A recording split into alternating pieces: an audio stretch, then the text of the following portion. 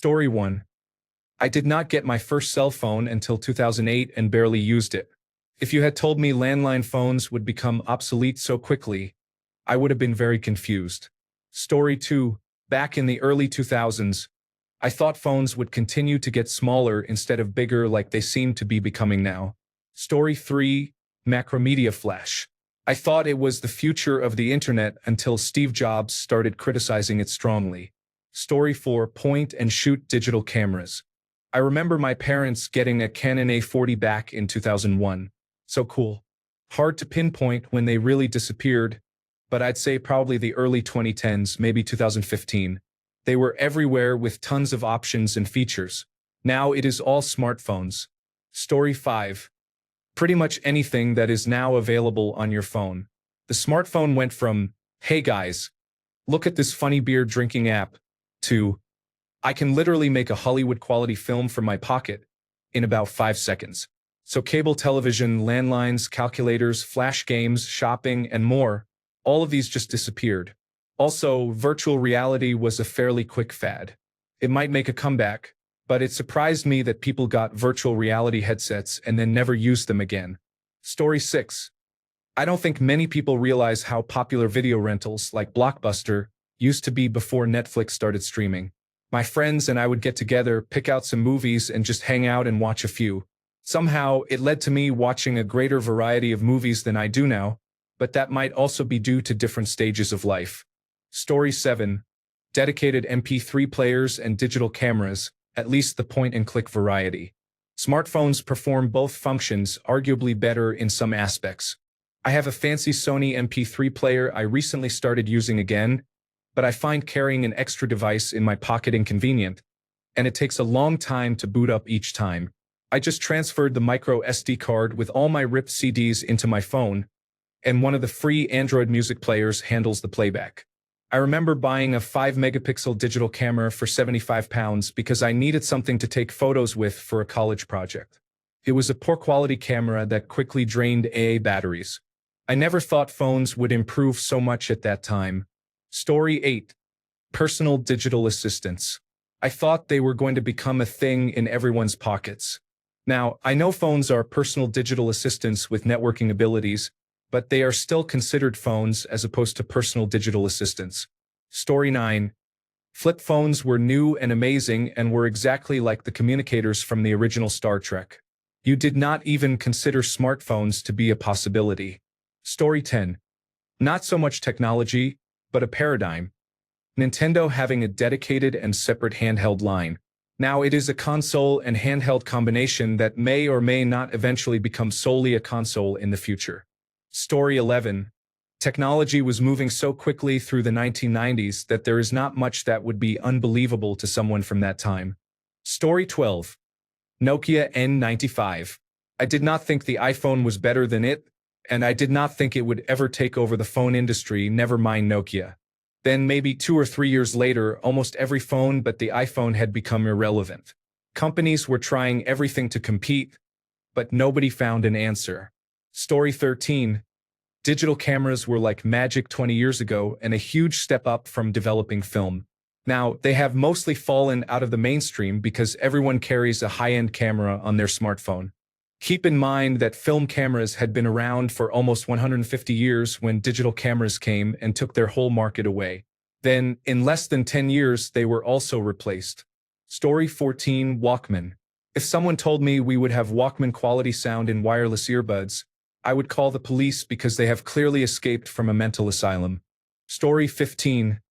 Lots of next-generation rewritable physical media. Sony mini disc. Philips Matsushita digital compact cassette.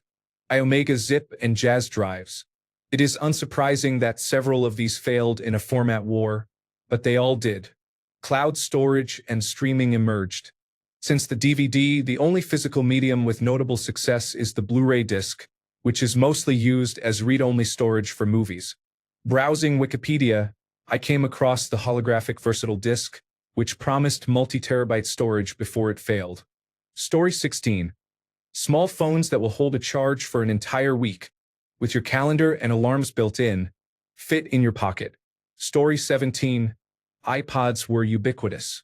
completely obsolete within 15 years. For example, watching the first Christmas episode of The Office where everyone is obsessed with the video iPod. Nowadays, if you gave that to a teenager as a gift, they would be like, "What even is this?" Story 18: iPods, DVDs, and DVD rental businesses. I was just saying to a friend this week that it astounds me that 20 years ago, if you wanted to watch almost any movie, new or old, classic or obscure, it was probably available on DVD and you could find a source to rent it. Now that's all gone, and we live in a world where it is far more difficult to find a streaming source for many older movies. If you do, it is more likely that you will have to pay a streaming subscription charge of at least 1 month, rather than a single rental fee to get access to it. The costs of streaming services. Cable television was originally a system that replaced the cost of having to watch television commercials. Then streaming services were low-cost, higher availability replacements for expensive and more restrictive cable services. Later, streaming services became more expensive and more complex, requiring most viewers to subscribe to several services to have the variety they used to get for one cable fee. Now many streaming services charge you a fee and show commercials too. So, we are paying more in cash and mandatory advertising than we were before this all started. Things are not getting better for consumers. They are getting better for the corporations who sell us things. Story 19. Dedicated global positioning system units for use in cars, such as the old-style TomTom or Garmin devices that everyone had mounted on their windshield with a suction cup from about 2000 to 2015. Story 20. Flash drives still have niche uses. If you are not familiar with technology, you probably use a cloud drive.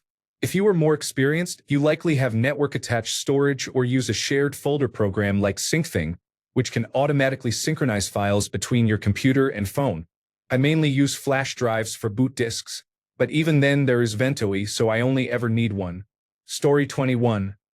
Definitely thought digital versatile disks or other similar formats would still be around. Maybe in a different higher capacity or high-resolution format, but not just gone. I know they are not technically gone and there are 4K discs, but for most people they are gone. Story 22. Global positioning system units that people added to their cars, such as TomTom. I used one in Europe in 2006. It saved so much time. Now it is on the phone. Story 23. CD players. I feel like I haven't seen one in years. I have plenty of compact discs myself and I'm aware they are still sold everywhere. But everybody uses Bluetooth speakers for music now. I remember listening to the same albums repeatedly and then switching to the radio to hear what songs were popular at the time. Story 24. Physical media in general. Sure, I had an MP3 player, but most of my songs were downloaded from my CD collection. All my PlayStation 2 games were on discs, and the family movie collection was a mix of DVDs and VHS tapes. We had shelves and shelves of media. I think I own maybe 8 CDs and 12 DVDs. I haven't played any of them in nearly a decade. I don't even know if I have anything to play them on these days. Story 25. I never thought an iPod would go out of style, but it is now mostly integrated into your phone. Story 26. Fax machines. I'm old enough to remember when they first came out and how they slowly evolved from huge, clunky devices to ones that used rolled-up paper that would curl, and then to laser machines that used regular paper. Even though many businesses still use them more than people realize today, I didn't expect they would decline so much in personal use. Although fax technology is old, in some ways it is superior to what some people have to do now, depending on the workplace or home needs. You simply insert a piece of paper, press a speed dial button, and within a minute it is printed at the other end for someone to pick up and handle. Nowadays, it often involves scanning a document into a computer, saving it, attaching it to an email to send, and the recipient has to do something similar to print it. That is many more steps for something simple, and in some ways, faxes are more secure. I also did not expect landline phones to decline so quickly. I have known for years that they were being phased out, but this process has accelerated significantly in the last year. Landlines also have an advantage because they tend to stay up and running even when voice over internet protocol and cellular services go down. Story 27. You could still buy inexpensive pocket-sized transistor amplitude modulation/frequency modulation radios at most hardware and sporting goods stores. Story 28. Digital cameras, probably. When I grew up in the 2010s, to get good pictures and videos, you used a camera. Phone cameras were poor quality back then until around 2014 to 2015. Story 29. Personal digital assistants like Palm Pilot. I thought I was cutting edge, having a calendar, notepad, address book, and more on a single pocket-sized device. While we all have those things now, I did not foresee them merging with cell phones so quickly. Honestly, I think people still primarily used pagers, so it had not crossed my mind. Story 30. Flip phones. I loved having something compact. Now my phone takes up a whole pocket and consumes my life. Story 31. Phones with physical buttons. I would have never believed they would completely go away, and yet here we are. Story 32. My mother swore she would never give up her film camera for those poor quality digital ones. A number of years later, she got a digital camera and was printing pictures at home. She told me how amazed she was that she could now print quality photographs at home without going to the store to have them developed. I am pretty sure my phone produces photos just as good nowadays. Story 33. Quite the contrary, we conceived most of the things we have today in concept. Most of us thought the technological singularity would be in full effect by now. We were hoping for better and better 3D graphics with Matrox and Voodoo. Then later the first NVIDIA cards, Riva and Riva TNT. The race to the RTX 4090 was starting. I had my first cell phone in 1994. We had Palm Pilots and cameras with LCD screens on the back. We knew the smartphone was coming. We were on the internet from around 1995 to 1996. Most of what we have now is really an evolved form of what was available in the 2000s. I'm thinking, can I say cars that run on gasoline are obsolete? In 1992, I thought Commodore would ensure Amiga OS remained a valid operating system through the years, but sadly that ended in the mid-1990s, so all that was too early. I really can't think of anything else. Story 34. Cathode ray tube monitors and televisions were once common. Liquid crystal display technology was unfamiliar to most people. Now, many do not even know what cathode ray tube devices looked like. Story 35. Floppy disks. Although by then it was the little 3.5-inch ones, we called them stiffies in South Africa. I am old enough to remember saving on tapes, so I suppose I probably knew it would eventually change. It lives on in the save icon though. Story 36. Movie theaters. I would not have believed that a clear picture would be possible or having such a large screen at home with surround sound. Story 37. I distinctly remember reading about a small device that could download the entirety of Wikipedia in text form with a small screen. I believe this was around 2005 to 2006. Now I can access the same information wherever I am using the computer in my pocket. Story 38. Landlines. I mean, come on, you expect me to believe there will be a cellular phone for every man, woman, and child in the future? Yeah, right. Story 39. Dumb phones are making a slight comeback due to privacy concerns and generational rebellion. However, not having a smartphone these days is very inconvenient. Story 40. iPod and MP3 player. No chance. I thought we would put them in our phones. E-readers. Now we just use phones and tablets. I know the non-backlit screens are supposed to be better, but why would I use a dedicated device when I can just use my phone? It is good enough. Story 41. By the 2000s, I had already been in technology for a decade and had been following the developments. Therefore, there is no technology from the 2000s that I expected to continue to exist unchanged and unimproved today. That is absurd. Story 42. Cars do not have CD players anymore. It blew my mind when I got my new 2022 used Toyota Corolla. They do not include CD players in cars these days. I guess it is okay though, since they all have Bluetooth and YouTube has every song you can possibly imagine. First tape decks, now this. What is next? No steering wheel. Story 43. I am going to choose physical storage media with music on it. Everyone young, as far as I know, uses cloud music services. Story 44. Well, I know inkjet printers and dedicated digital cameras are not exactly obsolete, but I would be surprised if 20 years ago many people actually bought them anymore. Story 45. Standalone MP3 players. I remember MP3 CDs. They held a day's worth of music. Now music is streaming, and people do not have a library of MP3s anymore. Story 46. Services like iTunes, where you pay to download digital copies of songs and albums. I did not foresee the ubiquity of streaming services like Spotify or Apple Music. Story 47. I was working in the military with mapping stuff. We had a 1 terabyte Snap server installed on one of our wagons. It was immense. Way more data storage than we would ever need. It was the size of a fridge. 1 terabyte is now the size of a fingernail. Story 48. I was thinking about a laser watch or rockets coming out of my car headlights. James Bond kind of stuff. Story 49. I bought a device that allowed you to use your mobile phone on the home phone system, connected via Bluetooth. Originally, you had to plug your phone in. We did this and cut the cord. We transferred our home phone number to my wife's mobile phone. We were ahead of our time. We even bought a new cordless set of phones for the house. You can use that mobile phone anywhere in the house. Now no one has a home number and just carries their individual phones. Story 50. For the graphics enthusiasts, Macromedia Freehand was the industry standard software that was eventually replaced by Adobe Illustrator. I used it for many years until it stopped being supported. I would never have believed you if you had said it would no longer be in use after 20 years. Apologies for the niche contribution. Story 51. MP3 players and phones back then were just phones.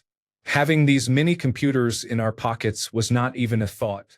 I still have my iPod in my car hooked up, but after discovering YouTube Music, it just takes up space. As a side note to how valid my point is, as I am trying to type iPod, my phone keeps autocorrecting it to iPad. Story 52. I still think non-touch iPods are game changers, and I would not have believed they would go out of fashion. I really could not predict that music players would be replaced by phones, especially for streaming. Story 53. Thumb drives. I used to have 2 or more with me at all times, but now I might use them only if I want to do a fresh operating system install. Story 54. Lotus Notes. Many products exist that each perform only part of the functionality. Now, people use 4 or 5 different products to do what one used to do, and none of them handle encrypted documents and email as well as Lotus Notes did. Story 55. Wiimotes. The Wii was very popular, and when the Wii U was unveiled, it seemed like the Wiimotes were here to stay. However, the Wii U did not succeed, and motion control games are not as popular as they once were. The Joy-Con controllers have the same functionality, so the technology is not completely obsolete. Story 56. iPods or compact discs. Now everyone literally has a pocket computer with unlimited information, data, and media at their fingertips. Story 57. In the early 2000s, a coworker had a house built with wired connectivity in every room. Not long after, wireless fidelity became popular. Story 58. The Walkman, more broadly including Walkman, Discman, and MP3 player, was the concept of having a device and physical media for music. Now, you just download the song you want repeatedly on your phone whenever you want it. The same applies to cameras. I would have easily believed in the merging of still and video cameras, but the idea of having one device for everything that performs well in all functions is impressive. Additionally, faster internet on a mobile device at an affordable cost than what I had at home at the time is remarkable. Story 59. High-end video and photo editing software. My phone and artificial intelligence do more than the $4,000 software I had back then. Story 60. Burning mix CDs for friends was already a major advancement for mixtapes. Having to burn anything, honestly, the concept of a collaborative playlist would have made my early 2000s era lizard brain explode. Story 61. Phone calls. People started texting when I was 12, and it seemed like a terrible idea. Now, people will not even call their friends to talk, but have agonizingly long text conversations that could have been finished with a couple of minutes of voice. Thanks a bunch for sticking around till the end of the video. Remember to subscribe, and until next time, stay awesome and goodbye.